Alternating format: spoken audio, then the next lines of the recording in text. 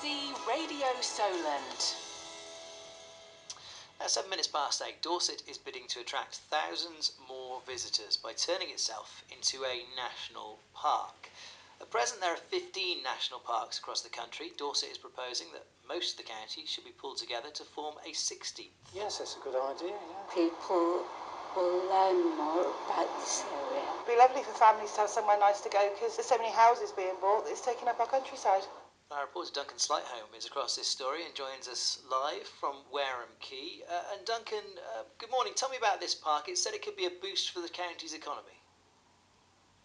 Yeah, good morning, Steve. After 15 years in Dorset, I'm embarrassed to say I've never been to Wareham Quay before, and it's one of the special places that has special qualities that a national park. And the idea is that you not only celebrate what's good, celebrate the environment, but also celebrate the communities that live within that area. The idea being that this will be the newest one. The most recent one was the South Downs National Park, designated in 2010, and the team that are setting up this project think this could be as successful as that, bringing in £100 million over 7 years or so into the economy, so a real boost to the economy here, and that's very welcome for local businesses. And yesterday I was travelling around Dorset speaking to people about this. One of the people I spoke to was Andrew Knowles from the Weymouth and Portland Chamber of Commerce, and he said this is an opportunity to make up for perhaps some of those opportunities that were missed following the Olympics. I think one of the frustrations from the Olympics is we were presented so wonderfully on television to the world, and what have we done with that afterwards? And so the business community is behind initiatives like this that will have a real economic benefit and a real community benefit as well. Andrew Knowles there from the Weymouth and Portland Chamber of Commerce. Duncan, what would the plan be? So they are still working out exactly which bits of Dorset will fit into this, but essentially if you look at the areas of outstanding natural beauty, there's one sort of straight through the middle. It'll also incorporate the East Devon area of outstanding natural beauty. That's because of the Jurassic Coast, the World Heritage Site that we know so well, running all the way along. But also places like Portland are hoping to be a part of it. Sturminster, Newton have expressed an interest into coming into it. And this is all about capitalising on those economic benefits that will be brought with it. Doug Pigg is one of the team driving this project. Think of the branding that goes along with the Dorset National Park for Shire Dorset, so for economic purposes. So we are saying it's unfinished business, it's good for business, it's good for communities as well, because national parks now, the 21st century national parks, are about the communities, about housing, about jobs.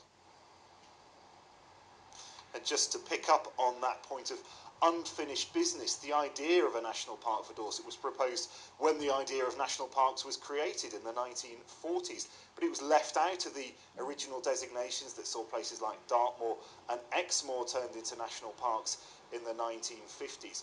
With me here on the quay is Richard Brown, another one of the team working behind this. So why now has this come back onto the agenda, Richard? Well, I think those of us whose families go back generations here, we know how wonderful Dorset is, its landscapes, its heritage, the heritage of Thomas Hardy's Wessex. And we want to ensure that that's conserved and enhanced and passed on safely and securely to future generations. But also, it's a great economic opportunity, as you've been saying. And there's a report just come out from Bournemouth University, which suggests that a Dorset National Park could add millions of pounds each year, tens of millions of pounds, to our most important sector, which is tourism. Really put the Dorset National Park brand on the map, internationally as well as nationally. It would spread the season, and it would spread it to some of those you talked about, that don't get as much tourism as they really deserve. And there's been a discussion of this for a couple of years. You've all been working quietly behind the scenes to bring this project together. Now, though, there's a sort of a real drive to push this forward. Natural England looking seriously at this proposal, and I understand coming to look at this and talk to you all later in the year. Yeah, that's absolutely right. And the government's just issued its 25-year environment plan, and that talks about the value of national parks and actually says they're willing to consider new national parks. So we want to make certain we're right at the top of the list. We missed out for a long time. We're still waiting. Unfinished business, as you've said. So let's make certain that all the business community get behind this and really see the value and help to push this forward.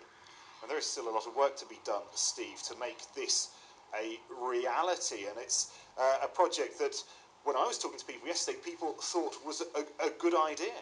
Richard, I wonder if there's any kind of constraints that would come with being a national park. We often hear about housing crises across the country, talk of building more houses within Dorset. If a large chunk of the county is designated a national park, would that not bring rules that would restrict the growth of houses and maybe exacerbate that crisis in the county? I'll just pick up on that, Steve, because Richard wouldn't have heard that. We were just discussing there what sort of problems might this create for housing in the area, because often national parks have restrictions on planning and so on. But having looked at it myself, I understand that actually this could be good for things like affordable housing. Explain a bit more about that. Yeah, absolutely. National parks are under a remit to really promote and develop affordable homes for local people. And here in Dorset, we have problems because of the price of housing. We have a shortage of affordable homes. And young families in particular are being forced out.